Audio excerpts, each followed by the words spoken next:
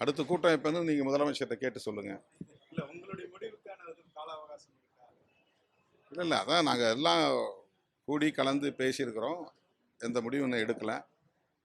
அடுத்து கூடி பேசுவதாக முதலமைச்சர் கூறியிருக்கிறார். அப்போது தெரிய வரும். அதிமுகவை முழுமையாக கைப்பற்றுவோம், 90% நிர்வாகிகள் எங்கள் பக்கம் வரப்போறான்னு சொல்லி ஆதவர்ஜுனா பேசிட்டு வராது. அதுக்கேற்ற மாதிரி நிர்வாகிகள் அதிமுகவை டார்கெட் பண்ணி பணியாற்றுவது எப்படி பார்க்கணும்? இது குறித்து இதுவரையில் அதிமுக பொதுச் செயலாளர், மேனாள் முதலமைச்சர் அண்ணன் எடப்பாடி பழனிசாமி அவர்கள் எதுவுமே கருத்து சொல்லவில்லை. ஊடகவியலாளர்களும் அதிமுக பொதுச் செயலாளரிடம் கேட்க வேண்டிய கேள்விகளை எங்களை போன்றவரிடத்தில் தொடர்ந்து கேட்டுக்கொண்டிருக்கிறீர்கள். அதேபோல அதிமுகவை முற்றாக முழுதுமாக நாங்கள் தாவேகாவில் இணைப்போம் என்று தாவேகா தரப்பில் சொல்லப்படுகிறது என்றால் அவர்களையும் நீங்கள்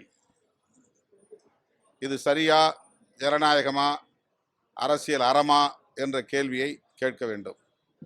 ஆனால் சம்பந்தமில்லாமல் தாவேகாவும் இல்லாத அதிமுகவும் அல்லாத எங்களை போன்றவரிடத்தில் நீங்கள் எழுப்புகிற கேள்வி பொருத்தமில்லாததாக இருக்கிறது. அதான் இதுக்கு எல்லாத்துக்குமே நீங்கள் அவங்க 2 பேர் தான் பதில் சொல்லணும். 3 கட்சிகள் குதிரை பேரத்துக்கான கொடுத்திருக்கிறாங்க. பாஜக, திமுக, அதிமுக சொல்லி கவர்னரிடம் புகார் கொடுக்கப்பட்டிருக்கு. தமிழ்நாடு அரசு மீதான விமர்சனம் இல்லை, அது உண்மையாக இருந்தால் விசாரித்து உரிய நடவடிக்கை எடுக்க வேண்டும். ஆளுநருக்கு அந்த அதிகாரம் இருந்தால் அவர் அதில் உடனடியாக தலையிட வேண்டும்.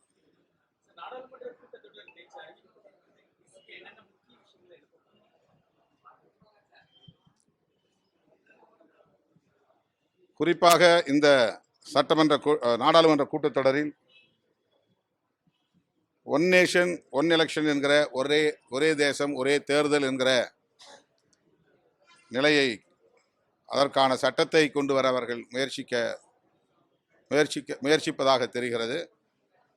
ஏற்கனவே அதனை நாம் டீலிமிட்டேஷன் பில் என்கிற பெயரில் கொண்டு வந்த போது திமுக, காங்கிரஸ், விடுதலை சிறுத்தைகள், இடதுசாரிகள் உள்ளிட்ட எதிர்க்கட்சிகள் அத்தனை பேரும் ஒற்றுமையாக இருந்து அதனை முறியடித்தோம்.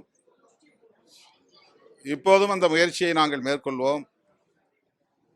ஆனால் மேற்கு வங்கத்தில் திரிணாமுல் காங்கிரஸிலிருந்து நாடாளுமன்ற உறுப்பினர்களை 20 பேரை அந்த கட்சியிலிருந்து வெளியேற்றி அரசியல் சூதாட்டம் ஆடுகிற நிலையை நாம் பார்க்கிறோம்.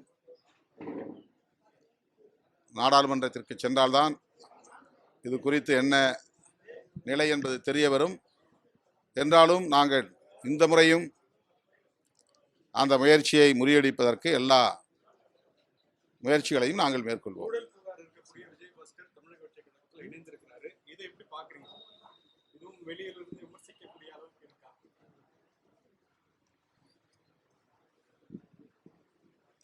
இது அரசியல் களத்தில் இருக்கக்கூடியவன் என்கிற முறையில் நான் பதில் சொல்ல கடமைப்பட்டவனாக இருந்தாலும் கூட இதை நீங்கள் நேரடியாக விஜயபாஸ்கரிடத்தில் கேட்பதுதான் முறை, சரி.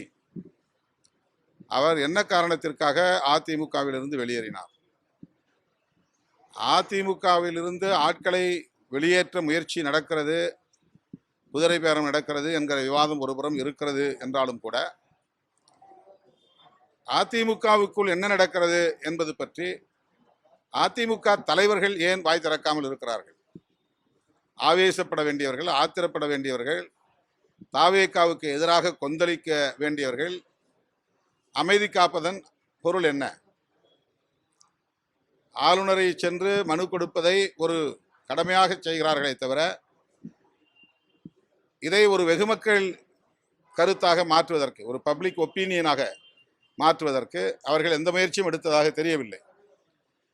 எங்கள் கட்சியை சீர்குலைக்க பார்க்கிறார்கள், இதை அனுமதிக்க மாட்டோம் என்ற குரலும் எழவில்லை. பொதுமக்களே இது நியாயமா என்று பொதுமக்களிடத்திலே முறையீடும் செய்யவில்லை. ஊடகவியலாளர்களும்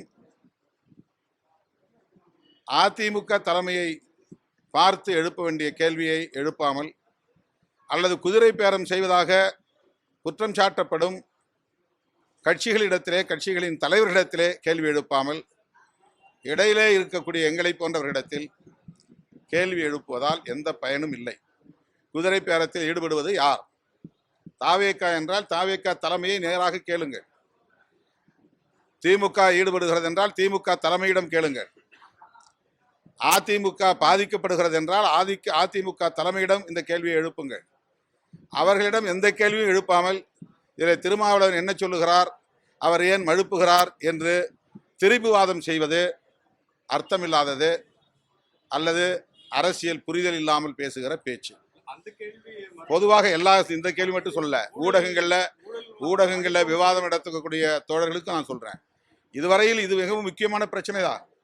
தமிழ்நாட்டு அரசியலில் குதிரை பேரம் என்பது மிக மோசமாக நடந்து கொண்டிருக்கிறது என்பது வெளிப்படையாக தெரிகிறது என்றால் அதில் ஈடுபடக்கூடியவர்களை நேரடியாக கேள்வி எழுப்பாமல் அதில் தொடர்பில்லாதவர்களிடத்திலே கேள்வியை எழுப்புவது, அவர் ஏன் பேசவில்லை, இவர் ஏன் பேசவில்லை என்று கேள்வி எழுப்புவது அவர்களின் இயலாமையை காட்டுகிறது. உள்ளபடியே அரசியல் அறத்தின் மீது நம்பிக்கை உள்ளவர்கள் நேரடியாக தாவேகா தலைமையிடம் இந்த கேள்வியை எழுப்புங்கள். பாதிக்கப்படுகிற அதிமுக தலைமையிடம் இந்த கேள்வியை எழுப்புங்கள். அல்லது திமுகவுக்கும் இதில் தொடர்பு இருக்கிறது என்று சொன்னால் திமுக தலைமையிடம் நேரடியாக கேள்வி எழுப்புங்கள். அவர்கள் மக்களிடத்திலே பதில் சொல்லட்டும். நீங்களும் ஆட்சியில்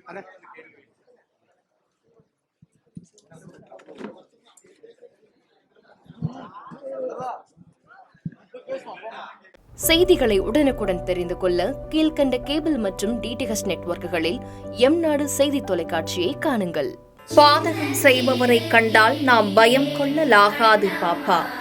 மோதி மிதித்துவிடு பாப்பா, அவர் முகத்தில் உமிழ்ந்துவிடு பாப்பா. அண்மை செய்திகளை உடனுக்குடன் தெரிந்து கொள்ள இணைந்திருங்கள் எம்நாடு தொலைக்காட்சியுடன்.